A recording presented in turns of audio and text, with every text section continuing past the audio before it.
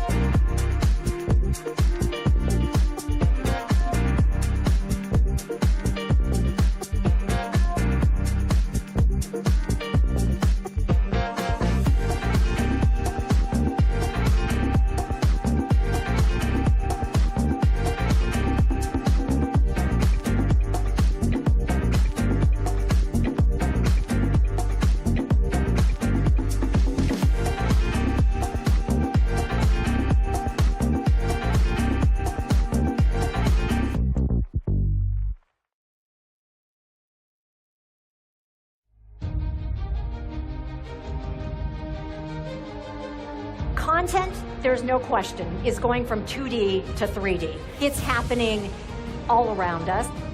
I don't think you could replace me with AI and do the same YouTube videos.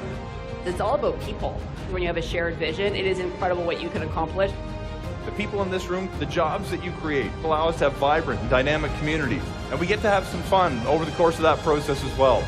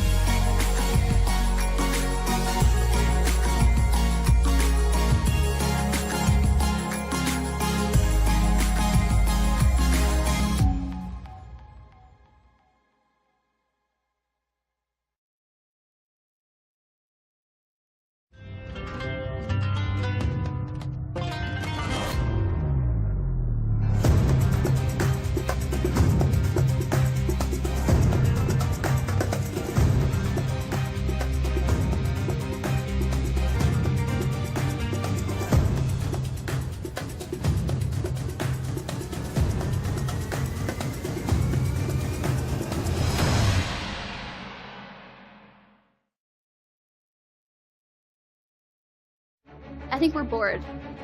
Bored of perfect, polished, pretty. I would much rather see chaotic energy.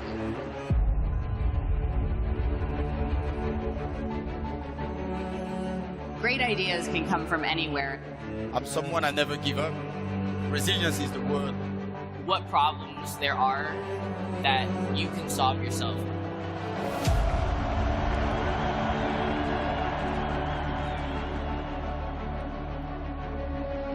We're developing not just the technology, but also the people around it, and our organization are understanding how to work together. You have to nurture a relationship for it to be successful. And the best way to change that is not from the outside.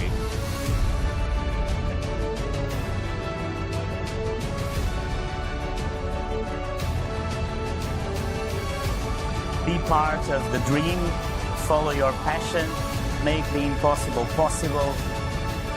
You have the power to determine the direction in which this world moves. If we can do it, everybody else can do it.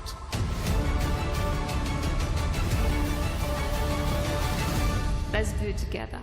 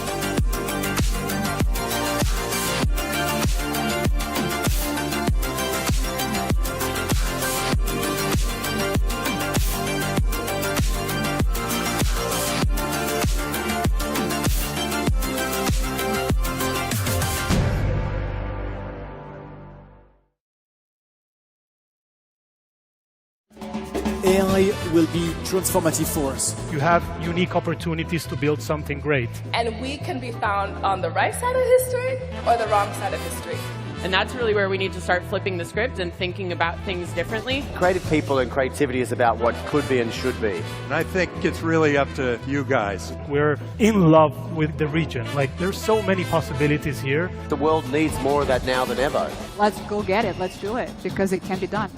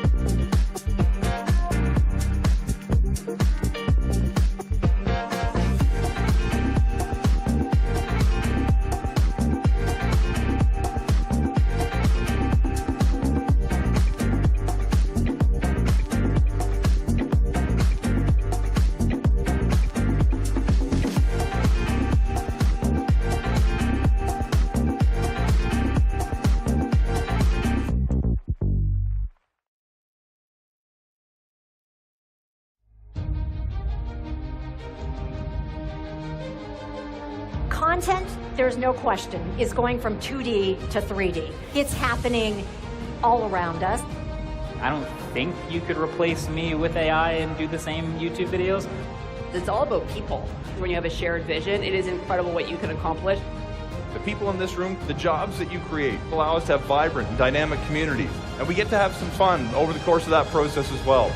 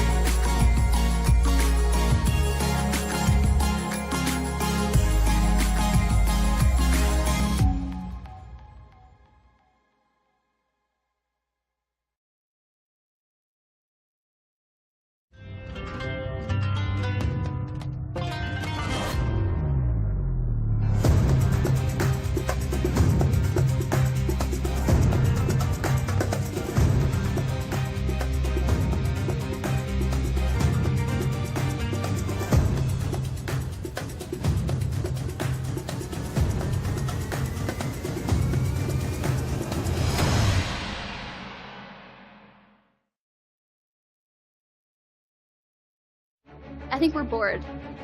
Bored of perfect, polished, pretty. I would much rather see chaotic energy.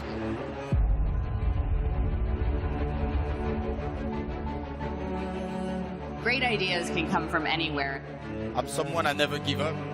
Resilience is the word. What problems there are that you can solve yourself.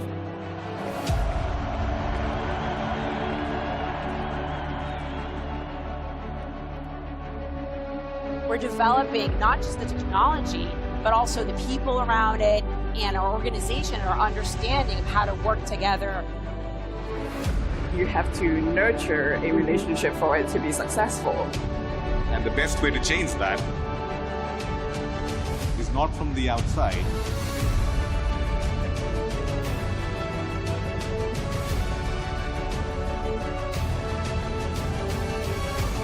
Be part of the dream, follow your passion, make the impossible possible. You have the power to determine the direction in which this world moves. If we can do it, everybody else can do it.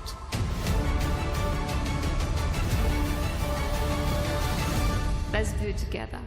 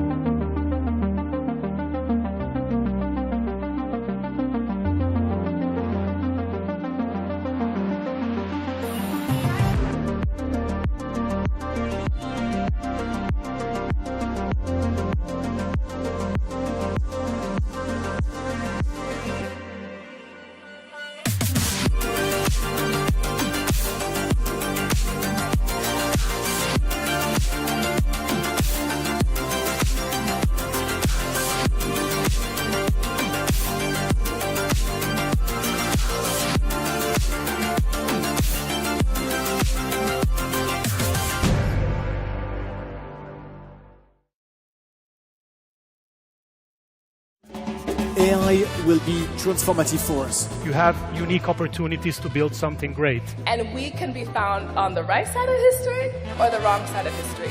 And that's really where we need to start flipping the script and thinking about things differently. Creative people and creativity is about what could be and should be. And I think it's really up to you guys. We're in love with the region. Like, there's so many possibilities here. The world needs more of that now than ever. Let's go get it. Let's do it because it can be done.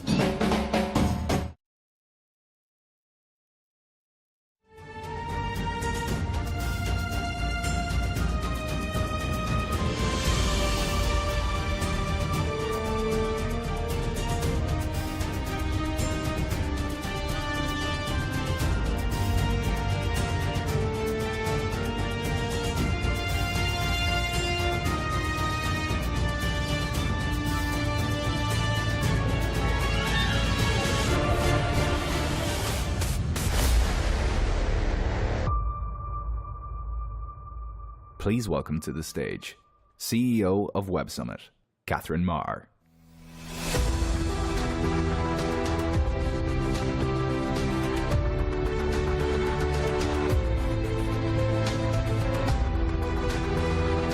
Hello, welcome, marhaba, ahlan. Assalamu alaikum wa ahlan wa sahlan bikum for Web Summit Qatar.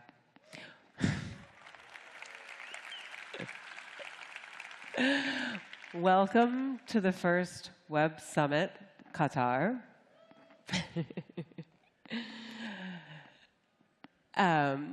We are delighted to have you here this evening for the first Web Summit, as I said, لأول مرة في قطر.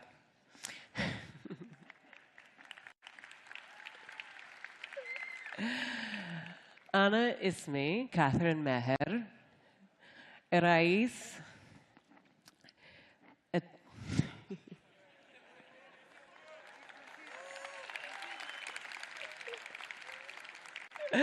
أنا اسمي كاثرين ماهر الرئيسة التنفيذية لويب Summit. My name is Catherine Marr. I am the CEO of Web Summit, and we are so delighted to be here, so excited for our first ever event in the Middle East and in Qatar. And judging by the turnout tonight, so are you. The first ever Web Summit took place nearly 15 years ago in a lecture hall in Dublin. It was a small gathering of bloggers, journalists, and technologists. Today, we are the largest technology conference in the world. We bring together major tech companies, cutting-edge startups, and leading investors and entrepreneurs at every stage, which is why we are absolutely thrilled to host Web Summit in the Middle East for the first time here in Doha. A journalist once described Web Summit as where the future goes to be born. And over the past few years, we began noticing more energy from the region, a growing presence from the Middle East at all of our events. We realized that we were seeing the entrepreneurial, technological future of the Middle East being born, a future of innovation, knowledge, and opportunity. You were coming to us, and so we knew it was time to come to you. At Web Summit, we're committed to being a force for positive innovation, connecting people who are reshaping the world. Coming to the Middle East represents a brand new opportunity to connect a new generation of entrepreneurs, investors, and change makers. And this is particularly close to my heart. I've spent many years living and working in the region, and I am well aware of the incredible potential, creativity, and dynamism of the Middle East. من المغرب إلى الخليج. I know that with the right opportunity, support, and open minds, you can and will do amazing things. And judging by looking at the next 3 days, we can tell that this next generation of change makers is large and rising fast. For starters, the demand has been just incredible. If you look around you this evening, you might be able to tell that Web Summit Qatar is completely sold out. This is the most international first-year event we have ever hosted, with people from 118 countries. There has been record-breaking engagement on our app, with thousands of people connecting and chatting for weeks beforehand. We've seen tremendous activity, appetite, and hunger from startups. In fact, Web Summit Qatar is already, in its very first year, the largest ever gathering of international startups in the region's history. We're absolutely blown away by the incredible turnout.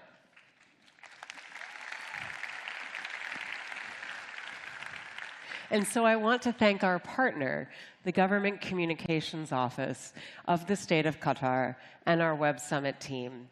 You worked tirelessly with passion and determination to make all of this happen. And I want to offer my personal thanks in particular to Sheikh Jassim bin Mansour Al Thani, the director of the Government Communications Office, for your vision and commitment to make Web Summit Qatar a reality. All right, from some of you, this may be your first ever Web Summit. For others, perhaps you've been to our events in Lisbon and Rio, Collision in Toronto, or Rise in Hong Kong. And if you've been to one of these events, welcome back. We're just delighted that you're here. But if you haven't, I wanted to share a little bit of what to expect. Over the next 3 days, we have a completely packed schedule, a program of talks and mentor hours and roundtables, so much more. You're going to hear from many of the more than 1,000 startups that are coming from more than 81 countries around the world, places like Egypt and Brazil and Italy, the US, the UK, India, and beyond. We have nearly 200 startups here from Africa, which is a new record for a Web Summit event. And there's even more good news. Nearly a third, or 328 to be specific, of our startups here are founded by women. We are absolutely thrilled to champion and support you. Of course, it's not just young, promising startups. We have more than 400 investors, including from some of the biggest funds on the planet. You'll find our partners, some of the world's largest tech companies, out on the floor, including Snap and TikTok, Meta and Microsoft. We have trade delegations from many different countries, including Canada, Turkey, Bahrain, Pakistan, Nigeria, and Kenya, all showcasing their top talent, building links, and global investment opportunities. We'll have more than 380 speakers across multiple stages talking about cutting-edge technologies, the progress of artificial intelligence, the future of venture capital, entrepreneurship, and global change. And your role in all of this is to participate. We want you to speak to each other, connect, to pitch. You're going to spend the next few days learning from one another, exchanging ideas, getting feedback, and being challenged. That is the point of Web Summit, to connect people and ideas, because you never know if the person standing in line next to you for coffee is going to be your next co-founder. You don't know if you're going to sit down for dinner and meet the investor who's going to write you your first check. So, for our first event here, what better way to continue or to begin than with what has become a tradition at Web Summit? We do this every year in every place. So I want all of you to stand up. Some of you are already standing, but I'm going to ask everyone to stand up and get on their feet. I'd like you to turn to the people next to you and introduce yourself to at least 3 people. This is how we make new friends. This is how we figure out what is coming in the future. Everyone's really friendly. Don't worry. You can say hello. No one bites.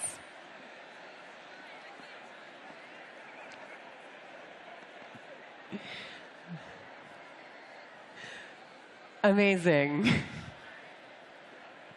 Okay, so this is the dangerous part, because now I need you to all come back.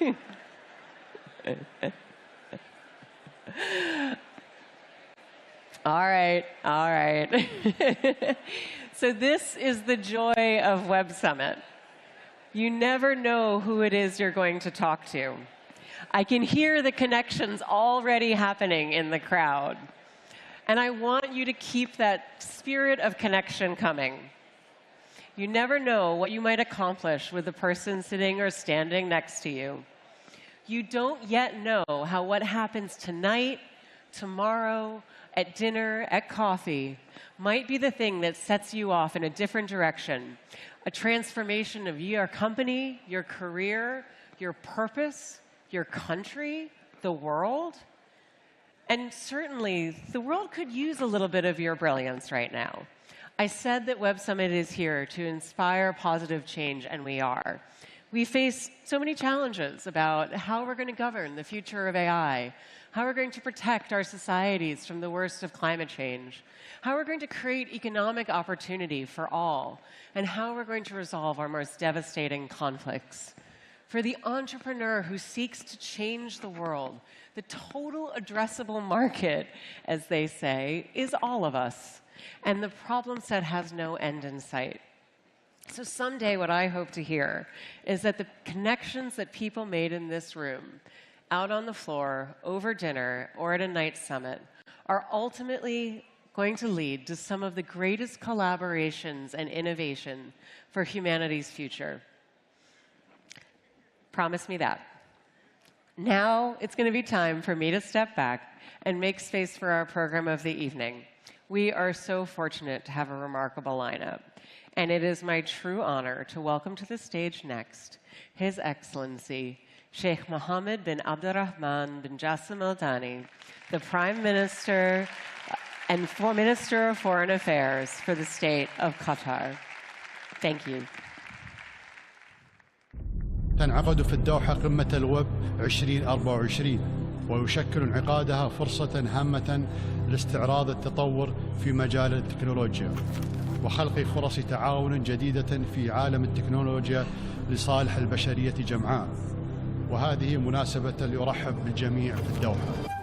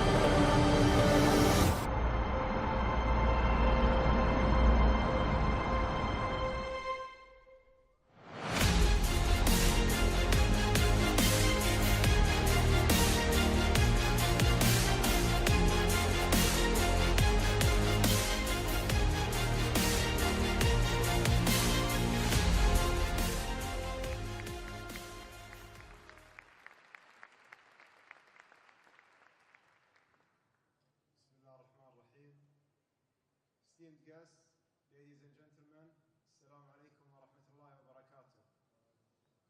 It's with great honor that I welcome you here today on this momentous occasion, marking the inauguration of Web Summit Qatar 2024.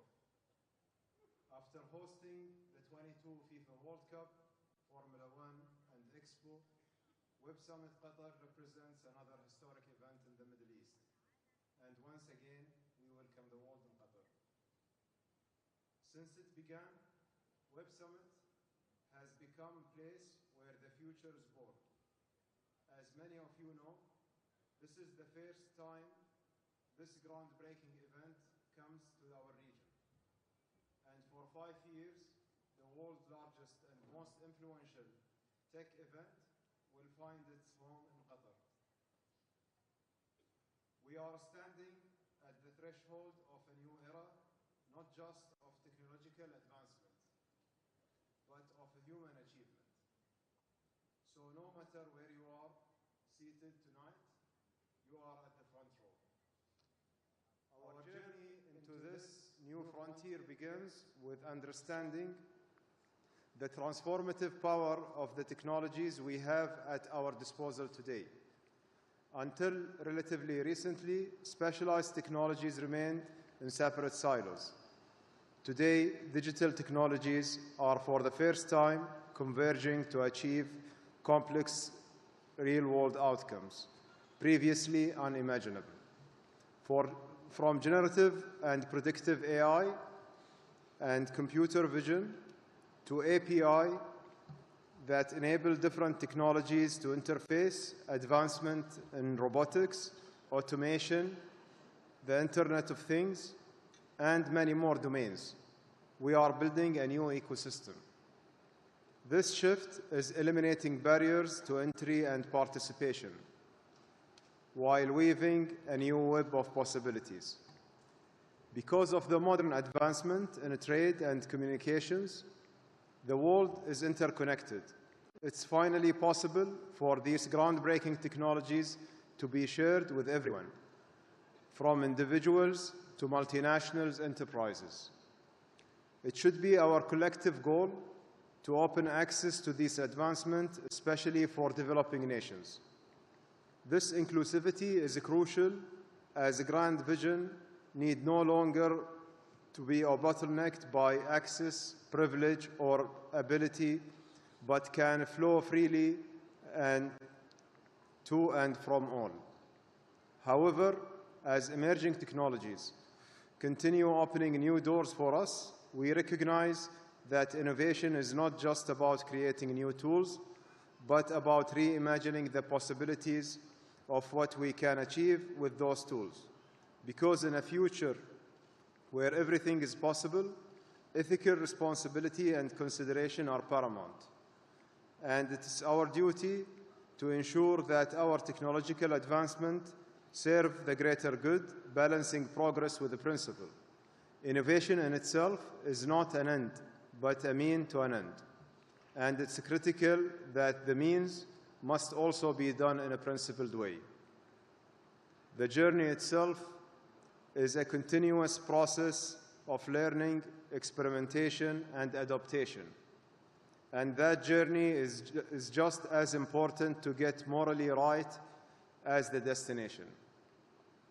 Esteemed guests, Web Summit Qatar 2024 serves as a milestone on this incredible journey of technology evolution, a moment to reflect on our progress and envision the steps we must take to chart the course ahead. It's more than just a gathering. It's a melting pot of the brightest minds in our world today, coming together to forge the future in a region with unlocked potential. Each discussion, every interaction, and all partnerships coming forth over the next few days is a step toward that future and will plant seeds from which the technologies of tomorrow will grow.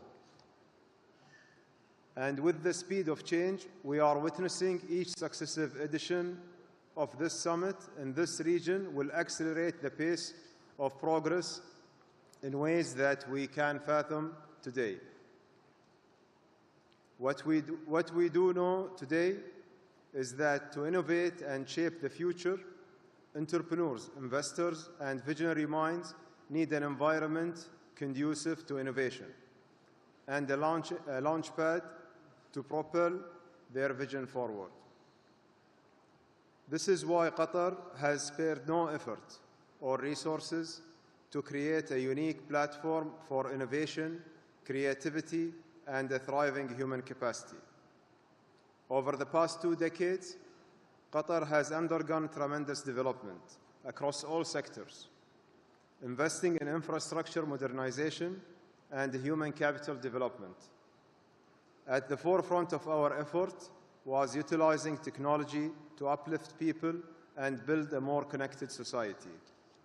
While our investments in logistics, supply chain, and transportation networks provide the physical connectivity to link Qatar across the region and globally, we also strengthened our digital connectivity with the next generation digital infrastructure, purpose-built, to remove barriers to innovation. Meanwhile, our multiple free zones, industrial parks, hyperscale cloud data centers, and incubation programs offer unparalleled advantages to entrepreneurs and investors and position them to penetrate fast-growing markets in the wider region.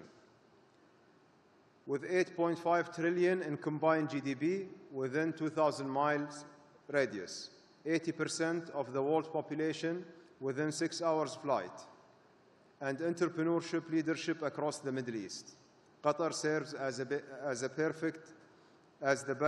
perfect backdrop for Web Summit with its commitments to technological advancement and its vibrant community of thinkers and creators.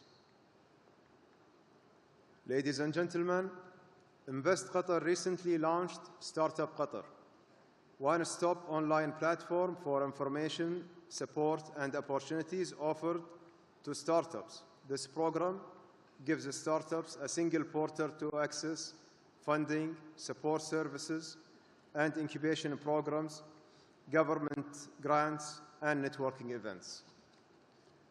In addition, and based on the directive of His Highness the Emir, and given His Highness' vision to develop a competitive and diversified economy capable of sustainability, meeting the needs of all its people, and securing high standard of living, I'm pleased to announce a $1 billion QIA investment in international and regional venture capital funds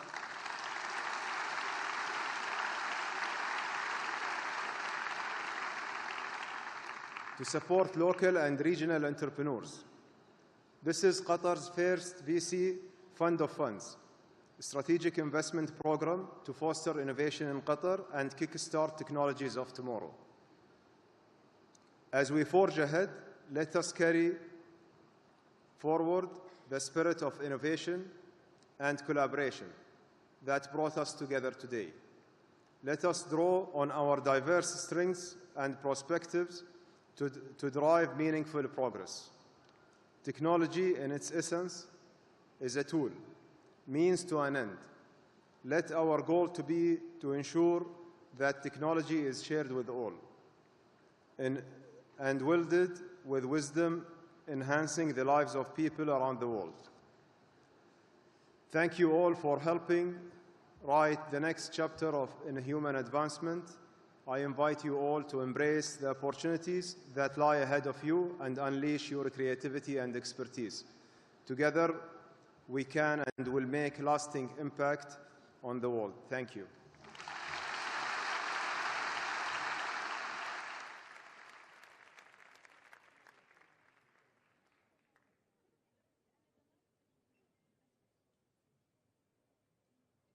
Please welcome to the stage, co-host of Rise.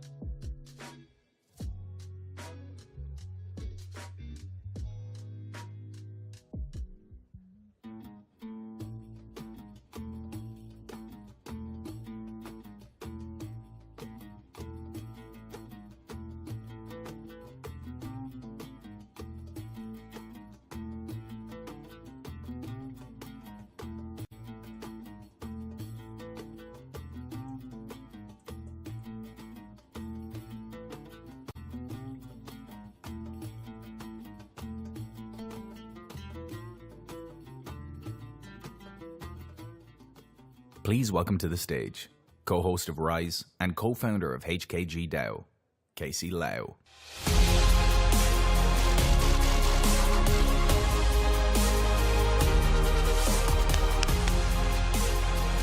Wow, amazing. Look at everybody. All right, thank you very much to the Prime Minister. My name is Casey Lau, and I'm the co-host of Web Summit's Southeast Asia event called Rise. And I am super excited to be here for opening night of the very first sold-out Web Summit Qatar. Everybody, round of applause. It's amazing. Look at this. What an audience. All right, the biggest topic you'll be hearing about over the next 3 days will be, of course, artificial intelligence, or Gen AI, and how it affects the world and the world of startups. 4,500 AI startups received over $50 billion in funding last year. NVIDIA is now a $2 trillion company, and there was $2.5 billion invested in AI startups in the past 3 weeks leading up to Web Summit Qatar. Our next speaker is using AI to change the way startups are created. He's on a mission to empower 1 billion software developers to help do that.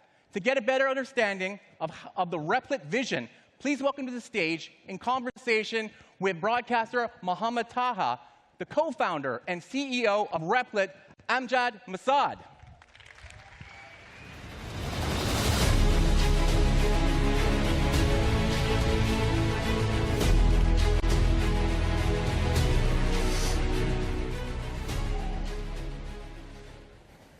Good evening, everyone. Apparently, you are waiting for the dinner. Good evening. Oh, you cannot believe that Web Summit here in Qatar. Good evening, everyone. That's it. That's the one. We have Amjad Asad. He's an entrepreneur, and he's amazing. He has got a big company that he's going to talk about. Amjad, you talked in many conferences, forums, and so on and so forth. What is it special that you are talking in this forum here in Doha?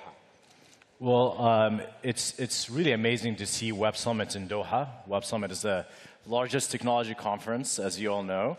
And coming to Doha is a really big deal. As an Arab from the region, this makes me really proud. Obviously, Doha is known to put on big events, such as the World Cup. But this is really special as a technologist and a developer to be here in front of you in this region talking about AI. Great. You developed a multi-million company, and that happened some years ago when AI wasn't that prominent. So do you agree or disagree that AI did not play a big role in your early success? You know, in fact, when I gave my first pitch deck, it was the seed deck in 2016, I actually wrote about how Replit is going to have a large user base and therefore is going to have a lot of data, and that's going to allow us to train machine learning models in order to make coding more accessible and easier for people. And that actually happened. It didn't happen right away. We had to build a platform that made programming easier. Replit really is about making programming more accessible, making it so that we have more developers in the world. And I knew AI was going to play a big role, but it took a few years for that to happen. It didn't happen until 2020 and 2021 when we released our first features. And that really, that lag was because the technology wasn't there until GPT had come onto the scene. And I saw that, you know, finally we have a machine learning model that knows how to speak human language. And I thought if it knows how to speak human language, then of course it's going to know how to code, because they're very similar. And that's when we started adopting it, and we were one of the first startups to actually adopt machine learning models for coding. And when we are talking about startups, and there are many people here from startups, AI could be a little bit scary for them. So, and you said you did not rely on it in the beginning. So what's the future of using AI for the startups? Well, I don't think it's that scary. I mean, we've all used ChatGPT. If you've used ChatGPT in school or in your work, of course you can use it for your startup.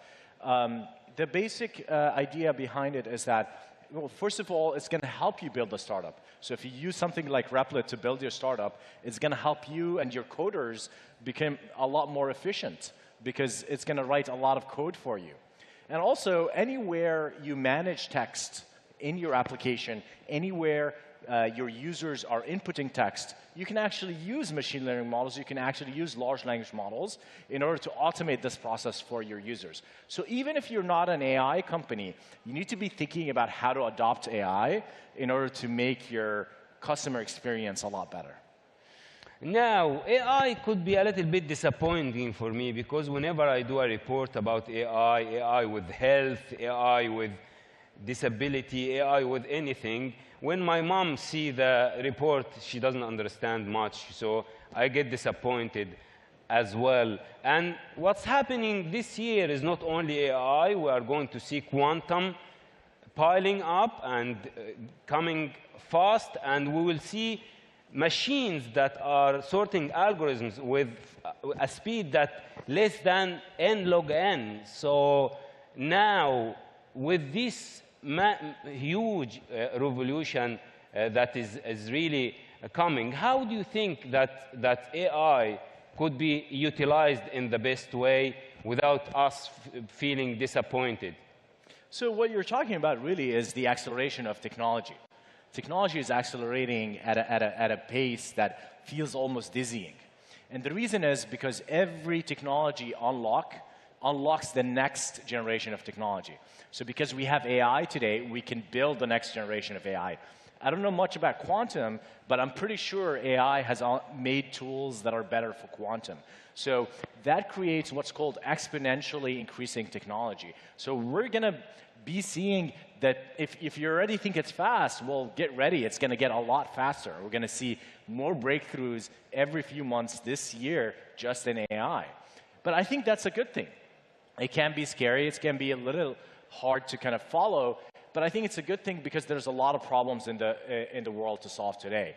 Every one of us has had family members maybe experience cancer, other problems. I think we're at a point where AI is really the best technology suited to help us solve humanity's biggest problems. So I'm actually really excited for the pace of technology to pick up and accelerate. On the same time, we need companies to be responsible. We need government to be engaged in companies in order to make sure that these technologies are being developed in a responsible way. But we need to make sure we're not slowing down technology because it's really going to help us save lives and make our future better. And from the beginning of computing, computers relied on algorithms. Now we have a revolution in AI, a revolution in quantum. Are we on the edge of a post-algorithmic era for computing? Well, the thing that made AI the big breakthrough that it is today is something called unsupervised learning.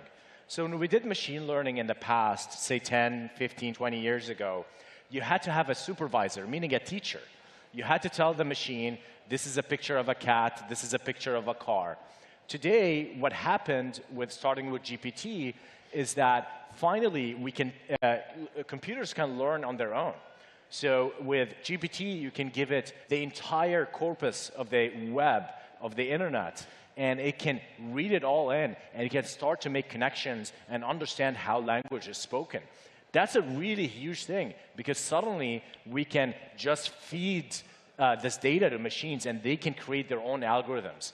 So yes, we're going to have less algorithms that are written by humans, but we're going to have these what are called foundation models that have learned from massive amounts of data, and they're going to be able to be programmed, but not in the traditional way. They're going to be programmed with prompts. You've all used ChatGPT. The way you use ChatGPT is via prompts, and the way we program these large models is via prompting. Of course, we're going to have classical code around that's managing the whole thing. So I don't think algorithms will entirely disappear, but I think machine learning will eat out more and more of the algorithms, the traditional classical algorithms. And talking about technology trends, I tried recently Apple Vision Pro. You wear this glass and you lie on your sofa and you see your text messages in a side, you see your WhatsApp on a side, you can watch a movie on a side, you can watch your favorite news website on a side, all in front of you without having to swap between them on your phone.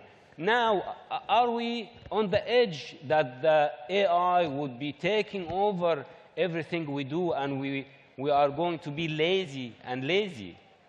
I don't know if you've watched the Disney movie WALL-E, but in WALL-E, there's this people that are very, very, very healthy, let's say, and they're sitting back and they have the screens in front of them and they're just eating and everything comes to them.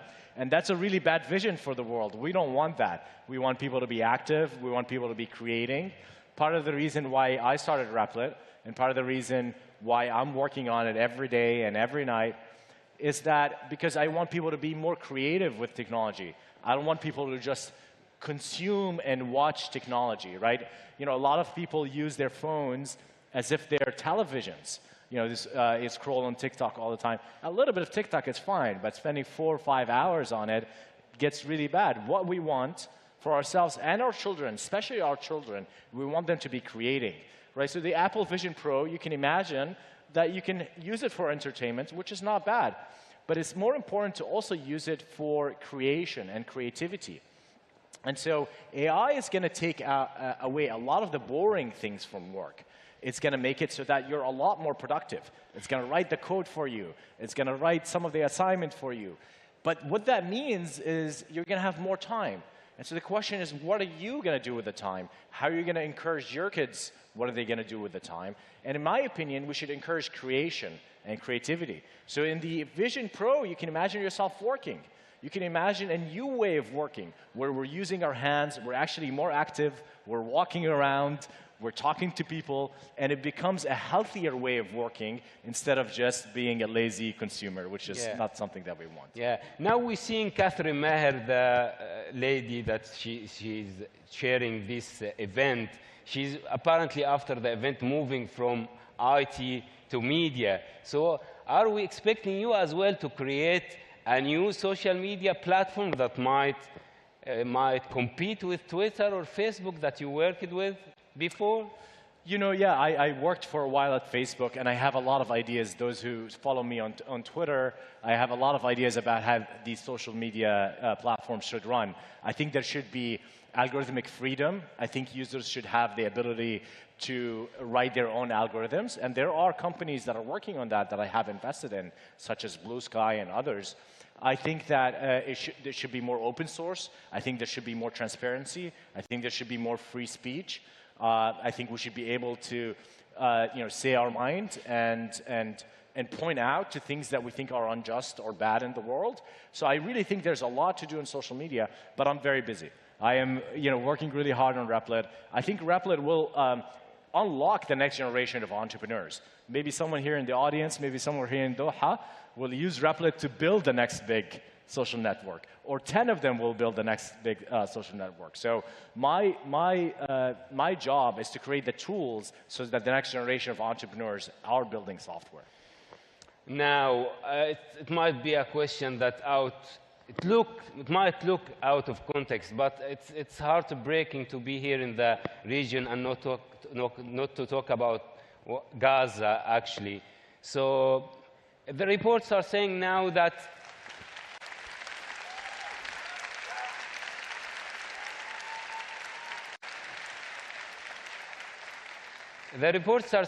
people in part of Gaza are dying from hunger more than dying from war. So what can AI and technology do to help these people? You know, I'm a technologist at heart, and I think technology can be used for a force of good. But the situation in Gaza has nothing to do with technology. You can't eat AI. It's about leadership, and it's about humanity. There's a humanitarian condition over there. It's a decision. It's a decision those in power in Israel that are not letting the food and the water and the medicine in. It's simple. There are humans that are dying of hunger. There are children that don't have anything to eat. It's a simple thing. We got to let food and water and medicine into these places. So technology is not a magic wand. You can use it to do anything. It's not. It's not going to solve the problems. Ultimately, it's humans and what we do with technology. Are we good or are we evil? That's the age-old question for everyone. Now we have 4 minutes and a half, and I have 2 questions for you. One about Replit and one about the role of the countries in the region. So can you tell us your story with this amazing company that became, worth more than $1 billion, and how you, as someone from this region, managed to be one of the, leaders of technology in our days? Yeah, I don't think my story is that special. I think a lot of Arab kids could have that story. I was lucky that my father bought a computer when I was just a kid, when I was 6 years old. My father is actually a Palestinian refugee in Jordan. I was born in Jordan. He bought us a computer when I was 6 years old. He didn't have a lot of money, but he put a lot of money in it. And I started learning how to code because we had this machine. And by the way, we didn't have Windows or games or any of that. So I just started learning how to code to make my own games. And I was lucky to learn to code very early. I started a few businesses in Jordan. And eventually, in Jordan, actually, in the Princess Sumaya University for Technology, I made an invention. It was the first open source code in the browser piece of technology. For the first time, you can actually code in the browser in a lot of different languages. And I put it out, open source, to everyone to use it. And a lot of companies in the United States took interest in it, and especially a young startup found me in Jordan, actually came out and recruited me, and they gave me an O1 visa, the inventor visa, and that's how I came to the United States. And I built a career over there and eventually resulted in starting a company. But I had the idea for the company back home. And my hope for the region, especially with things like Web Summit, especially with the VC and investor activity in the infrastructure that places like Doha is building, the next Amjad Mas'ad doesn't have to go to the United States to build a billion-dollar company. And my very last question, and we have 2 minutes and 20 seconds, is about the role of this region. Now the AI is a revolution everywhere, and it looks like that our region does not play a big role in this revolution. How can Qatar and this region play a bigger role in the AI revolution? I would start with education. I've talked a lot about kids, and I think really kids are the future. And you know, every time there's a big technological change, more established countries have a lot more to change. And instead, you know, countries that can move really fast, and countries with visionary leaders, like we've heard from the Prime Minister earlier, countries like Qatar, can actually make rapid change. For example, we can teach our kids how to use AI. Instead of a lot of countries in the West and other places, they're banning AI. They're banning ChatGPT. They're banning Replit from schools because the AI is writing code for them. Instead, we need to embrace it so that we can build a generation of people that actually grow up with this technology. And if we do that, I think we win by default. But you know, there's a lot more to do. I think we need to create hubs. I think Doha could be a really great hub for the region to attract entrepreneurs from all over the region. I mean, I think Doha is an amazing city. It can take a lot more people in. I think we need more and more people here. And I think, you know, they've done a lot with regards to regulations and laws to attract that talent. But I think there's more to do. And if we do that, you know, you're very well set up in order to be a leader, and not just a player, a leader in the space in the future. Amjad Asad is really an amazing person who managed to have this amazing company that is working on AI, and he's helping startups. He made developers develop software less by the tool he developed. He is really a model that we look for, and we look for other people to represent us as, like him. Ladies and gentlemen, Amjad Asad. Thank you. Thank you. Pleasure. Thank you.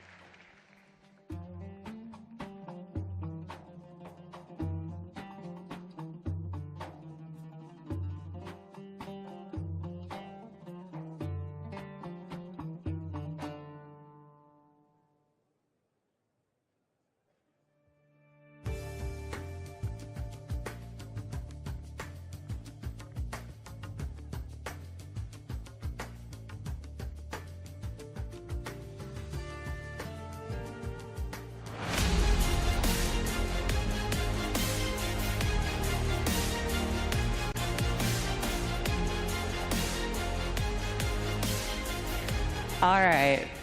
So I'd like to think of our next speaker as something of an old friend. After all, we spent hours with him as he broadcast from his living room, helping us get through months of pandemic lockdown, making sense of the world through the daily social distancing show, as we all kept an eye on the exciting development of what color hoodie he was going to wear day to day. He actually interviewed me for his show during the pandemic, during that time, which was probably one of the only Zoom calls where I changed out of my sweatpants. And in the years since, he's been busy preparing for our stage, of course, by picking up a Golden Globe for Best Stand-Up Comedy Performance and resuming his now customary role as the host of the Grammys for the 4th year in a row. Somehow, too, he's found time to release 4 new episodes of his wonderful new podcast, What Now? So I'm delighted and would invite you to put your hands together to welcome, talking with Maven Global Access CEO, Sarah Omoliwelu. Oh, I'm so sorry, Sarah. Omoliwu, author, comedian, producer, and all-around entertainer, the brilliant, inimitable Trevor Noah.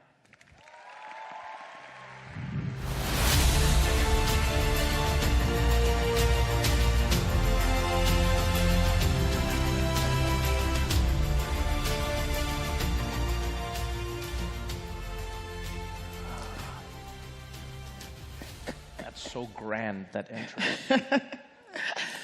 Well, you all are in for a treat this evening here. As Catherine showed you, he has a massive entertainment background and has achieved so much in entertainment, Trevor.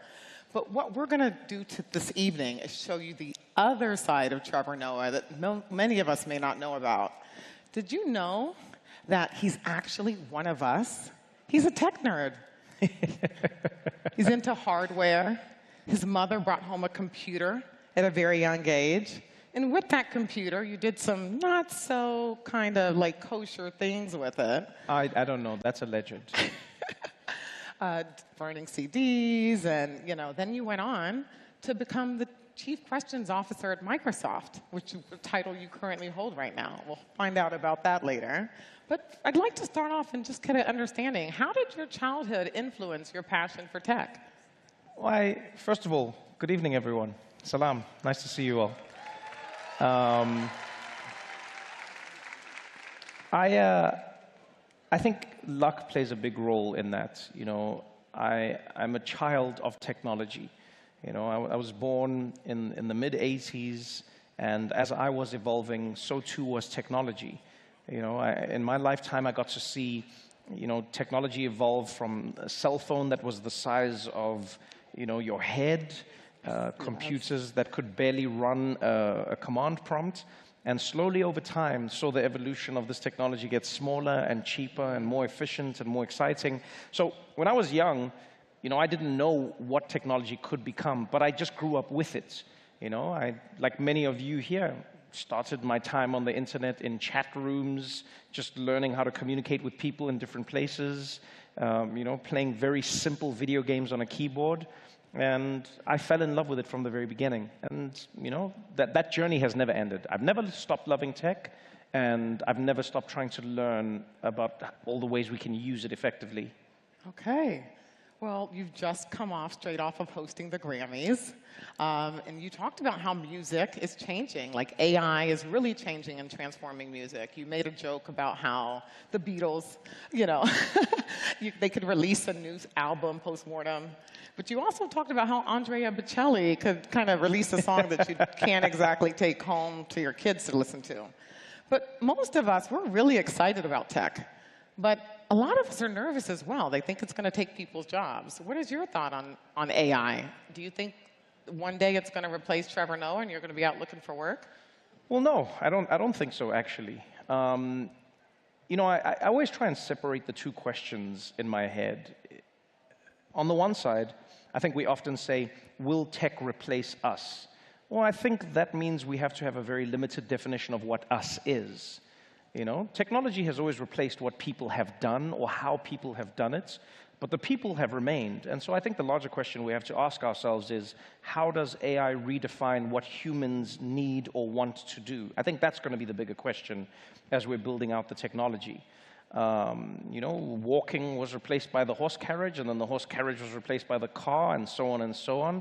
And so when I think of tech, even in music, I've seen those evolutions change over time. You know, I remember when people first could only make music, obviously, with instruments, and then I remember a time when, you know, you started having these programs like Fruity Loops that would come up where people could create music without having no music knowledge. And back then, the music industry was really resistant. They didn't want people to use it. They said it was an abomination.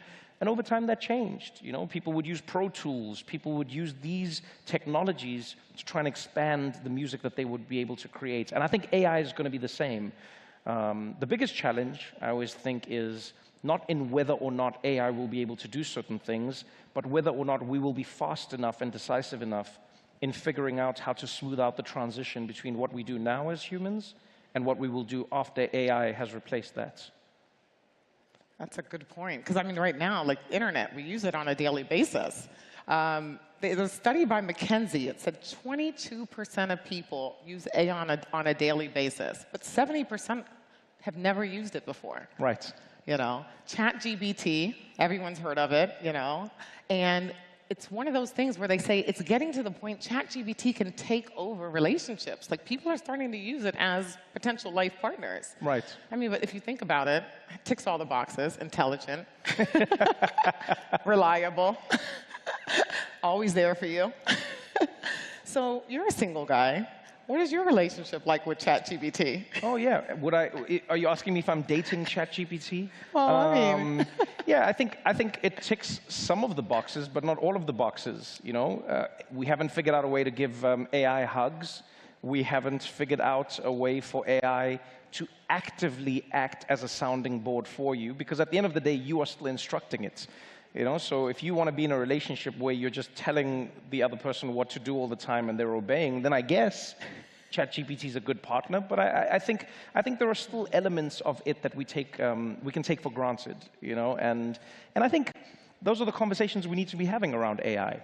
We actually need to ask ourselves what it is doing and what it is mimicking and what we're interpreting of it. I think as human beings, we are oftentimes prone to viewing these technologies as being human, when in fact sometimes they're just giving us an output that matches our interpretation of what a human being would or wouldn't do. And so I'm not quick to say that that is human. I go, it's great for generating information. It is great for learning. It's great for coding. It is great for many of these ideas, problem solving, cancer research, etc. But you know, I'm always careful to remember that it is trained on data sets that have come from humans, and oftentimes humans have to be the ones that validate that data. So it may always be a symbiotic relationship. So yeah, I don't see myself getting married to ChatGPT anytime soon. Okay. All right. So good to know. Good to know, because we would have been a little bit worried about you. But tell us, what do you talk to ChatGPT about? What do you ask it, and what does it tell you back? Well, it's interesting. I find most of the time I spend on ChatGPT is spent trying to understand my limitations or our limitations in how we communicate as humans. Not just in the limitations, but also in the forgotten elements of language that we so often take for granted. You know, one of the reasons I love learning other languages is because you come to realize that there isn't one way to communicate something, and there are multiple different ways that the same message can be processed by different people. I think ChatGPT and any type of AI, you know, whether it's Gemini or whatever you're using, it really gives you an insight into how we can take for granted certain tools or certain aspects of language.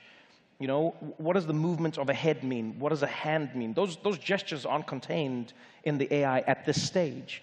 And so when I'm using ChatGPT, what I'm really trying to understand is where my assumption lies and where its information sort of comes together. Does that make sense? Yeah, of course. You know, so small, stupid things. If you say to somebody, bring me that glass, we take for granted how much information is contained in the that is corresponding with your eyes and their relation to the object that is in the same space probably as the two of you.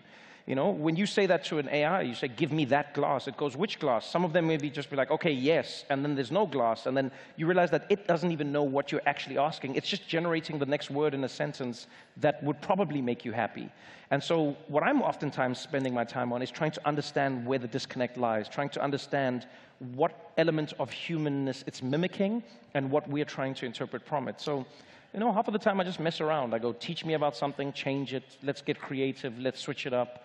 How are you thinking? I spend a lot of time asking ChatGPT about how it is processing information or how it is thinking, and then it gives me an insight into it. That is so insightful. Look, you didn't believe me. I told you he's one of us. He's a tech nerd. Look at who tries to figure out what ChatGPT is thinking? That's brilliant. Look, you know, one of the things I want to talk about here is responsibility. You started off with one computer.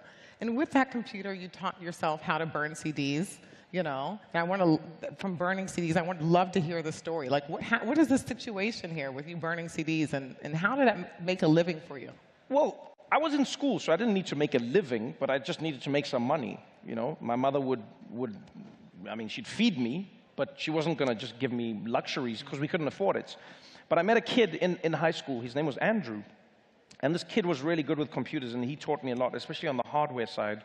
And this is when CD writers were becoming a thing. And Andrew showed me that he could burn CDs and, you know, copy data, and music was big back then. And I remember having this idea. I said to Andrew, instead of copying albums, what if people just could have one song from the album, right? And people looked at me like I was crazy. People were like, why would you only have one song? And I was like, yeah, because let's be honest, a lot of the time it's only one song that's good on the album. And they were like, well, I don't know if that'll work. And I said, okay, well, if I make my own CDs, am I able to do this? And he showed me how. And that's what I did. And I started a business in the school where I said to people, what are your favorite songs? I will put them on a CD. And then instead of buying an album, you just buy this CD from me that'll have all of your favorite songs. And that may or may not have been illegal at the time. I just think I didn't have Apple's lawyers to help me set the system up, because if I had, I probably would have been very, very rich from it. But that's what I did within my little world, and it showed me what technology was capable of. It showed me how you could use it to connect people with the thing that they needed.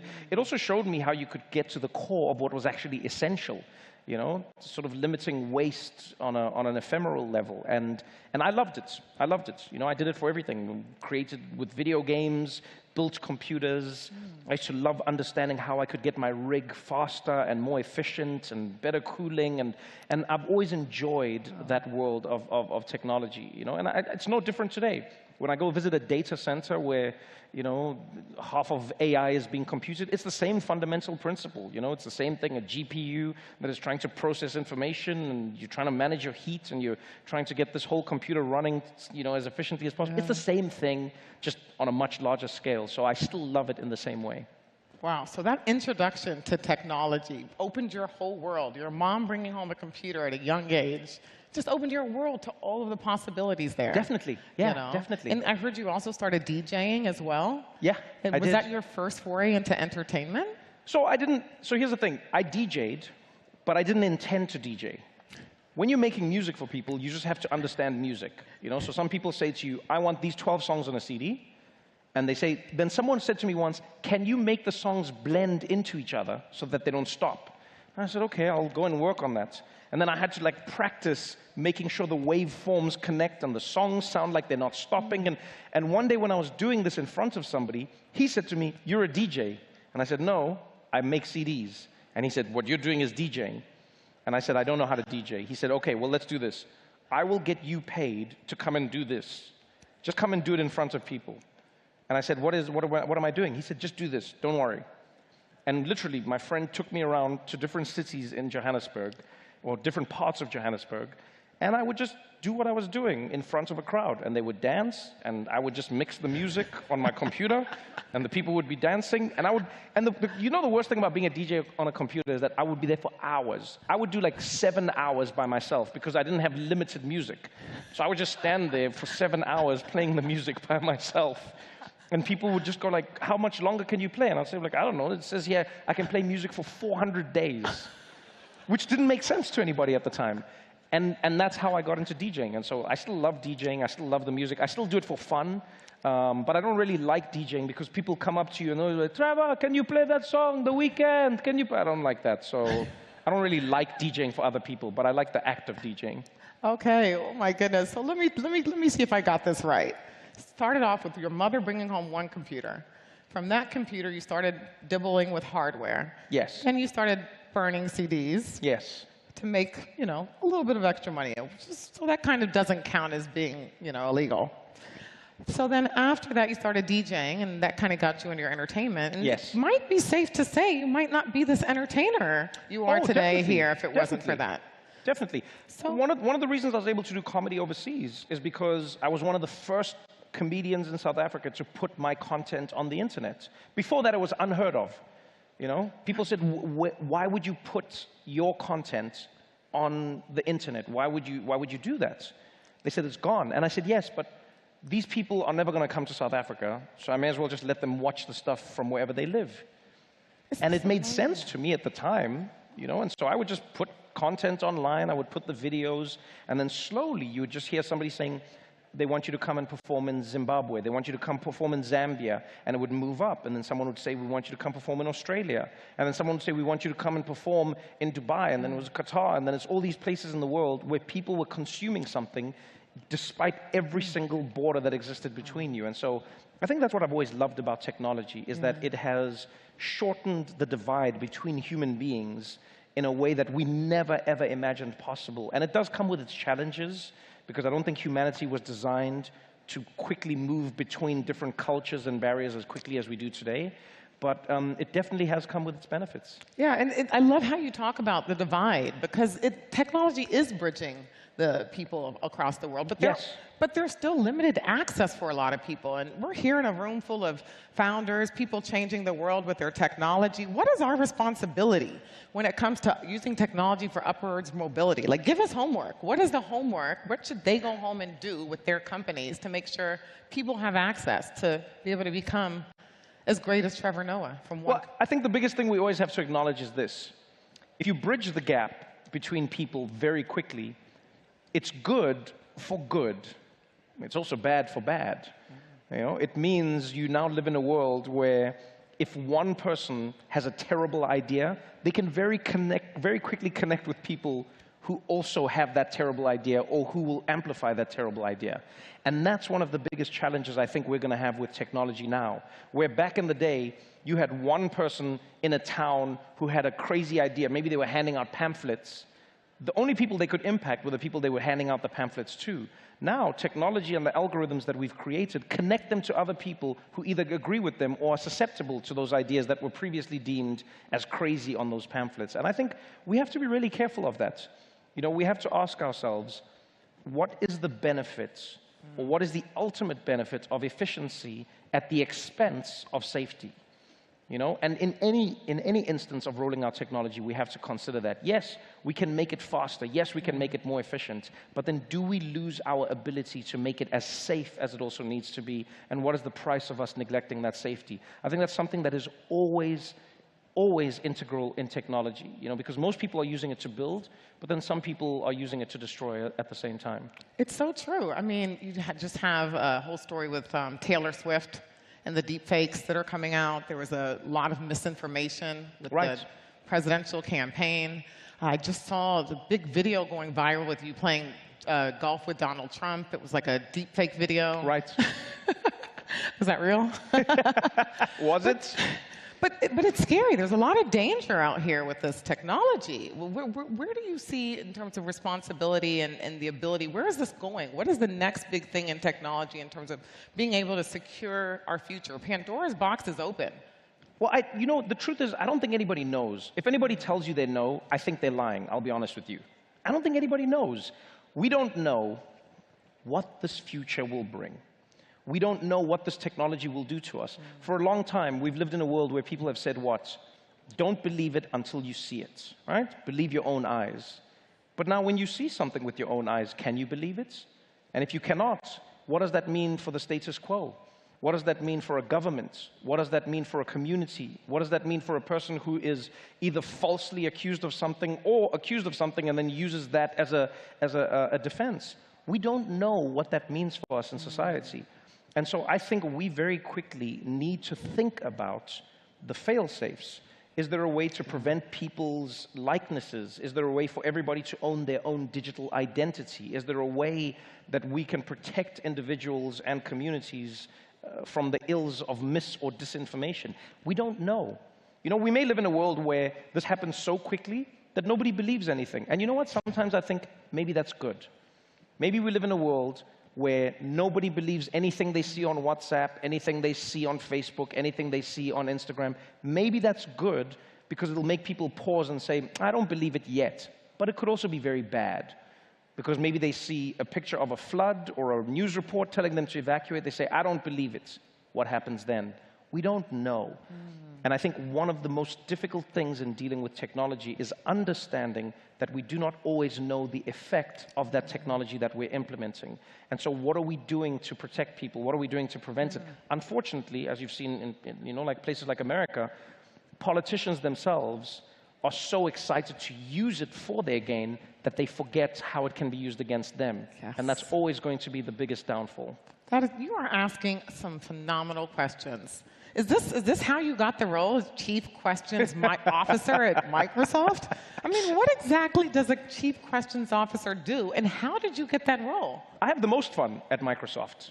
I've been working with Microsoft for maybe it's 6 years now, maybe it's longer. I think it's 6, 7 years, and it's been really wonderful. You know, I first got introduced to the team. You know, Brad Smith, the president, interviewed me for my book.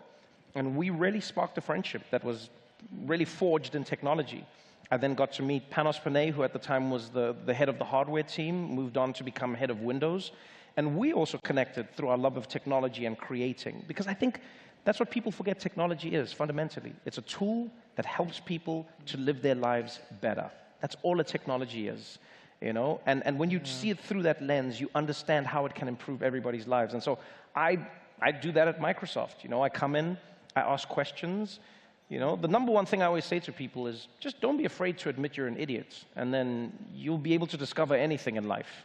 You know, I think technology, in the world of tech, the key is accepting that you may not know all of it. In fact, you don't know all of it. And once you accept that, it becomes so much easier to navigate. You go, yeah, I'm an idiot, let's see what I learned. And I think the more we do that, the less we know, the more we're bound to know. And that's all I'm trying to do in the world of tech. I love this thing about you. It's all about discovery, you know. And definitely. It's really, you're so interested in everything and people. And speaking of questions, you've recently launched a podcast, and you've come out swinging. I mean, you brought everyone from Bill Gates to Mark Cuban, Sam Altman. You've had all the big guys on there. Now, you know, we've been speaking here for about 15 minutes. We're all family now, so we this counts as family. We'd love to know, besides what you talk about on the podcast, what have you learned from these icons? So really learn, not what you talk about on the podcast, just things that you could. What's their secret to success? I'll be honest with you. I don't think there is one secret to success. I start with that. You know, if there's one thing I would teach a child, and any child that is willing to learn, I would go, please always remember that success is defined both by yourself and then by the society that you exist within. So you may be successful in your world, and the society you live in may not consider you successful. That doesn't diminish your personal success in any way, shape, or form. I mean, how many artists or how many great thinkers have only been acknowledged as successful posthumously? Yeah, they're dead, and now we say they're great painters. But in their time, people said they couldn't paint. So does that mean they were successful, or does that mean they weren't? Or does it mean that your success is defined by the time that you live in and by yourself? I think that's something that I found in every great person that I speak to, is that they found a way to exist in both worlds simultaneously. They understand that the thing they're doing may not match up with the thing that everybody wants them to do or the way that everybody else wants to define them. And I think that's one of the measures of success. The other is that they understand that they're going to be wrong, they understand that they're going to be challenged, and they understand there's going to be a lot of backlash in them thinking differently. You know, when you're creating a new platform, when you are creating a new art form, when you are doing something new and different, there is going to be backlash. And so one of the things I've learned from all of these amazing people that I speak to is that they have an internal compass that points them in that direction. They believe in it. They believe in it. And the success or the joy of that project doesn't lie in people's affirmation of it. It lies in them believing in it and wanting to do it. And then in the end, people accepting it becomes a bonus. And that's the most important thing I've learned from all of the people that I've spoken to on the podcast, which has been amazing because they all come from different walks of life. Very interesting. But could you tell us, I mean, it's amazing insight.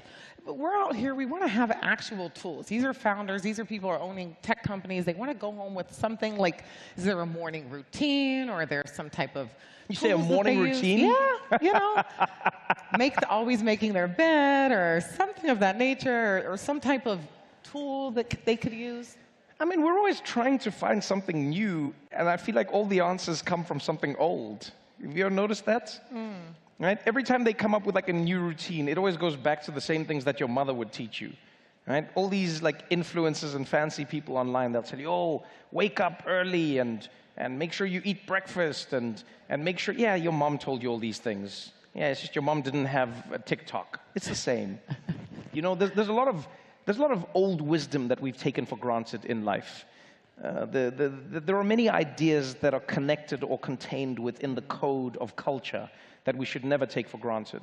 And so for me, I think sometimes in order to go forward, you need to look back and understand what was thrown away and what was lost. You know, I think that's oftentimes what propels you forward. So for me, I don't think there is one routine. I know some people who wake up at 4 a.m. and they go to bed at 8 p.m. They're very successful. I know some people who wake up at 10 a.m., they don't get out of bed, they do all their work in bed, on their laptop or on their phone, and then they get out of bed. Very successful. Some people do all their work at 2 a.m., they don't sleep. Very successful. At the end of the day, there is no one routine. Sleep is a good one. Okay. That's the only one. Just sleep. Everyone here, sleep. Sleep. Just make sure you sleep.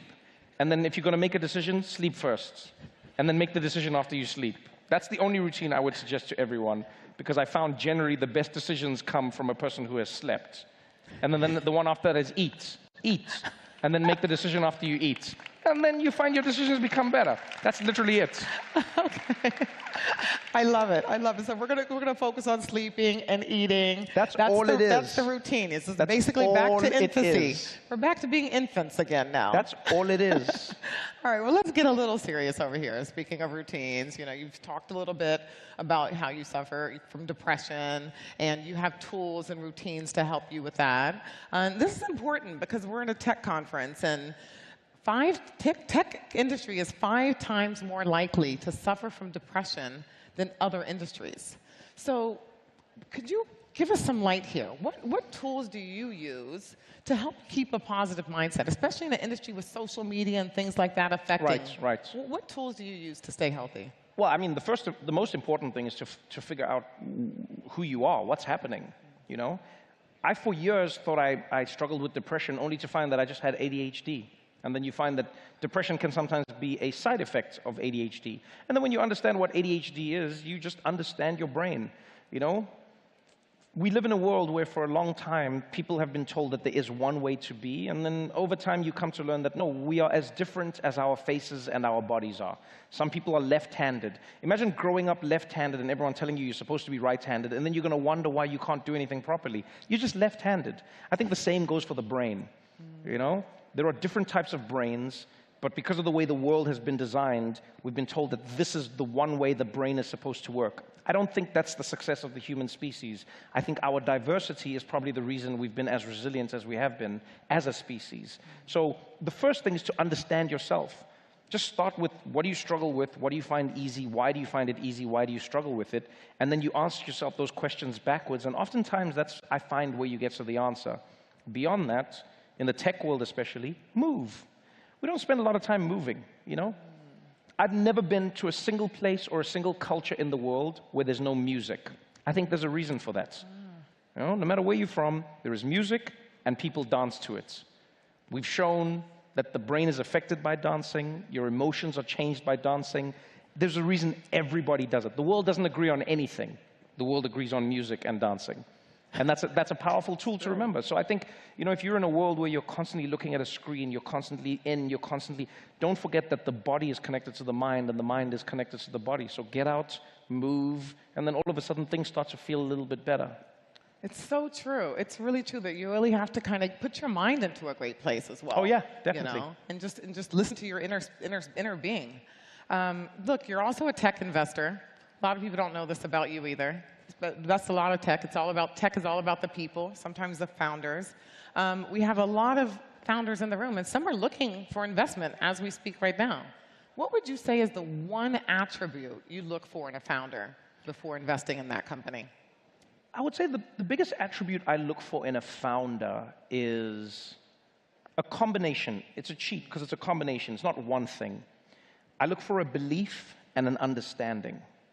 I think the two are extremely important. You know, any tech company I've invested in, it is because I believe that the founder of that company has a belief in what they're doing and they have an understanding of how to do it or how they think it can benefit society. Those two things I've never found replaceable because those two things get you through the tough times. Being a founder is terribly hard. It's difficult. Your thing doesn't work until it does. You know, no one believes in you until they do. No one will help you until everyone wants to, until it's too late. All of these elements require that you believe in what you're doing and you also fully understand how it can be used, will be used, won't be used. You know, it's all of these things coming together. And I found that simple recipe is a perfect predictor, not necessarily for the success, by the way. You know, I think failure is part and parcel of any type of creation. But I think it's a good indicator, it's a good predictor of whether or not that person has the right tools or the right recipe to get them to that success. You know, and then you go from there. Yeah, it's true. Failure for entrepreneurs, it's something that's just part of the process. Yeah, it's part of being human. Part of being human. So true. It's all about how you recover from it. Yes. What would you say is the biggest mistake you've ever made in your life? The biggest mistake I've ever made? Yeah, what's that one mistake? Oh. And how did you recover from it? How did you turn it into... Biggest mistake I've ever made, not buying Bitcoin when it was nothing. I mean, that's the biggest mistake I've made. It cost nothing at some point. You know what I mean? That was maybe the biggest mistake I've made. And not taking the time to understand it. Yeah. But how do you recover from it? You also understand that life is full of mistakes. Every country that exists because somebody didn't go to it and somebody did. That's how I always see the world. You know, every person that exists here exists because one person said no and another person said yes. That's literally how parents exist. Yeah, someone said no to your dad, someone said yes to your dad, now you're here. That's how it works. You know, and I think understanding that and applying it to business is a good way to live in life, is to go like, yeah, you're going to make a mistake, you're going to learn something from it, but you won't and you can't get everything right. And in fact, if you do, then I would argue that you're not challenging yourself in life or you're not existing in a challenging enough environment. So you make the mistake, you understand what happened, you look at whether or not you would do it again, or if there was something you could have done, or if there's something you would change. If there is, try change it going forward. And if there isn't, just go like, I made the mistake, I learned from it, and now I move on with my life. This is fantastic advice. I mean, it's no wonder they say you're an amazing leader. I mean, you took over The Daily Show, and this is one of the things I really admire about you. And 200 new employees that were used to working for someone else. Right. And it's similar to the tech industry. I mean, you grow so fast, these companies are growing quickly. Yeah. What leadership skills did you have to learn really quickly that could translate to our tech industry founders? It's a tough one because it depends on what stage of a business you're in, I think. I think the number one thing that leaders take for granted in business and even maybe beyond is that as a leader, you are of service. In my humble opinion, I think that's the most important thing a leader needs to understand, is that you are of service. If you think the role of leader is to be above and better than everyone, I think you will be a terrible leader. I think a leader is merely somebody who is good at coalescing all of the actions of the body and moving, that entity in the right direction. But you are of service. You're connecting each person to where they need to be connected to. You're giving them guidance, you're giving them vision, you're giving them an ear, you're giving them an eye, an idea, you're moving things along. And most importantly, you're trying to be the driving force. So when a captain is steering a ship, they're really making sure that everybody is doing what they're supposed to be doing, but you are of service. And so when I think of that as a leader, it helps me because, one, it alleviates some of the pressure. You understand that it is not your job to make it succeed or make it fail. If you're a leader who thinks that, again, in my opinion, you've lost the plot. But it helps you understand that you're part of a machine and your job, your role, is to lead. And then everybody else's job is to do something and do it in the, you know what I mean? It's in the service of that idea or that movement or that company. And once you achieve that, I think that's where you can be a good leader. Again, it doesn't mean you will be successful. I think it's very difficult, but we have to remove success or failure as a measure for whether somebody was a good or bad leader. Those two things aren't mutually exclusive. I think a good leader is somebody who makes people feel like they're headed in the right direction and have some sort of buy-in to what is happening. I would completely agree with that. You want to be able to make sure that your team feels like they could do things and fail and not be punished for it. Right. So on that note, I have a little surprise for you. Oh, here we go. I'm the type of person where I think it's better to beg for forgiveness than ask for permission. Okay. Are you okay with that? It you depends. just said you're not punished. I mean, you can beg for forgiveness. It doesn't mean I give it. Okay. And they're in on it with me, too. So I'm not alone. We're all in this together. We'll see if I forgive all of you then. Okay. So, are you ready? No. Yalla, yalla. What is happening here? So what is this? So he recently had a milestone birthday, just turned 40. So I would like all of you to join me in singing Happy Birthday to Trevor. Happy birthday to you. Oh, look at that. Happy birthday to you. Oh, wow. Happy birthday, dear Trevor. Some of you didn't know the name. It's fine. Thank you, everybody. Thank you so much. Thank you. Trevor Noah, it's such a pleasure. Hello. Thank you so much. To meet you. Thank you very Welcome much. to Doha. Thank you so much for that. Thank you very much. Thank you. Welcome. All right, well, cake, everybody. Cake. Thank you, everyone. We've got enough for everybody, as you can see. First come, first serve.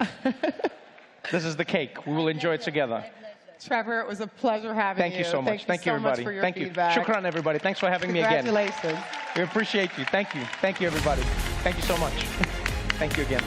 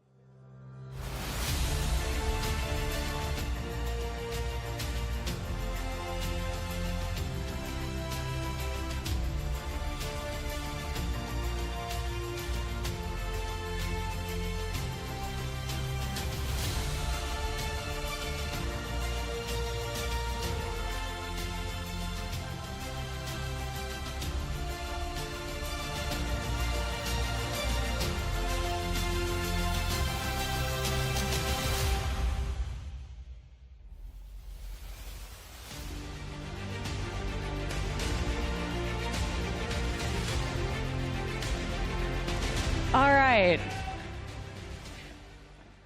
Actually, you know what?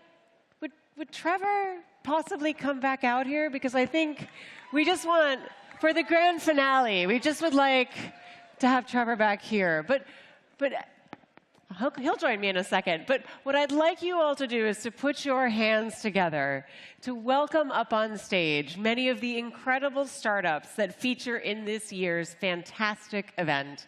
They hail from all over the world, from as far afield as Australia, South Africa, Nigeria, and the United States. And we also have a number of startups from closer to home, from Jordan, Saudi Arabia, the UAE, and of course, right here in Qatar. So please put your hands together. Let's hear it for them up on stage. So wonderful to have you. Thank you so much for being here. Such a pleasure to meet you. Ibrahim, nice to meet you. And nice to meet you. Thank you for being here, Mustafa. Hi, nice to meet you. Thank you. Fantastic. Welcome. Congratulations. Thank you. So good to meet you. Hi. Hello. Mansoor, nice to meet you. Anita, hello. Wonderful to meet you. Oh, thank you so much for coming. Congratulations. Hi. Fantastic. Thank you for being here. Hi. What's up, brother? Nice to have you. How are you doing? Thank you. Oh, thanks. Thanks so much. Nice to Thank meet you. Thank you so much. Thanks I'll just for squeeze being in here with you. Hi. Hey, great to see you. Hey, Thank you. Thank you. Thanks. Thanks for being here. All right. Oh, it's a line of 50. Are you with us? Come on. All right. Fantastic. Look at this crew. Amazing. All right. And do we have, oh, we do have Trevor. Trevor's in the lineup. Way more popular than me. Not a surprise. And finally, I'd also like to invite His Excellency, the Prime Minister, back on stage to help us kick this off. He is going to go ahead, and we have, you may have noticed, a very big red button here. We use this at all of our events to formally and officially open them. It's how you know Web Summit has started. What happens when we press the red button? Oh, you're going to find out. Huh. It's All just right, a night everyone's of got their surprises. cameras ready for the big red button. This is very important. You're going to want this on your social media so that everyone knows you were here in the front row. Normally they say don't press a red button. What happens if you don't press the red button? That's what they say.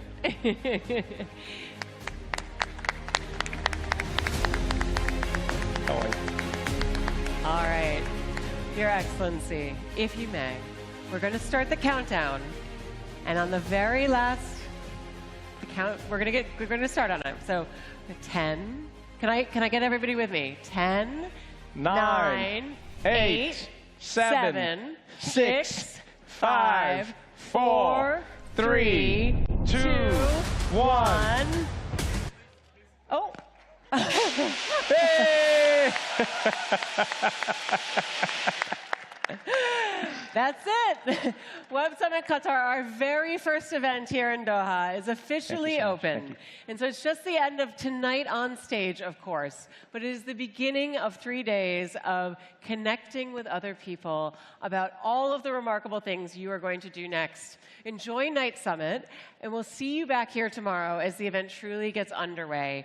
Thank you so much. Have a wonderful evening. Thank you, everybody. Thank you. All right. Thanks, guys. My brother.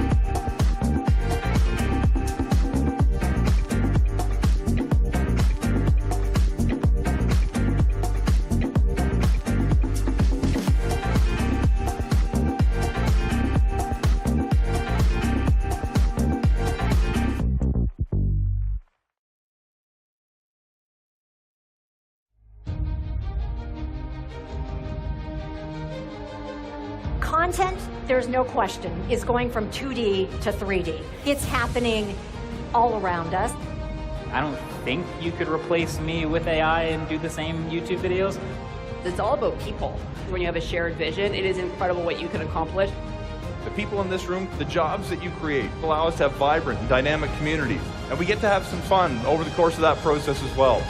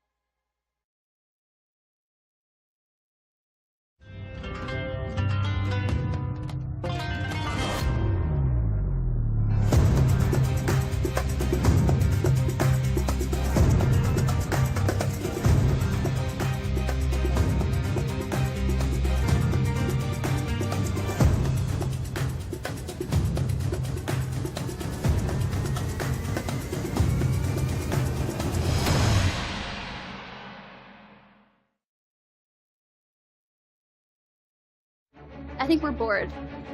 Bored of perfect, polished, pretty.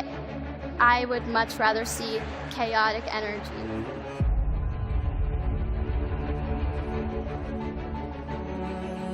Great ideas can come from anywhere. I'm someone I never give up. Resilience is the word. What problems there are that you can solve yourself.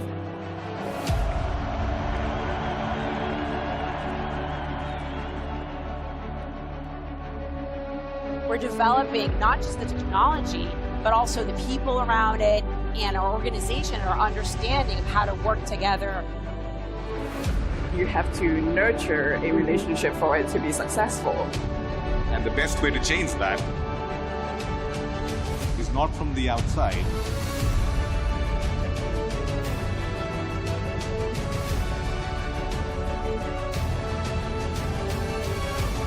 Be part of the dream, follow your passion, make the impossible possible. You have the power to determine the direction in which this world moves. If we can do it, everybody else can do it.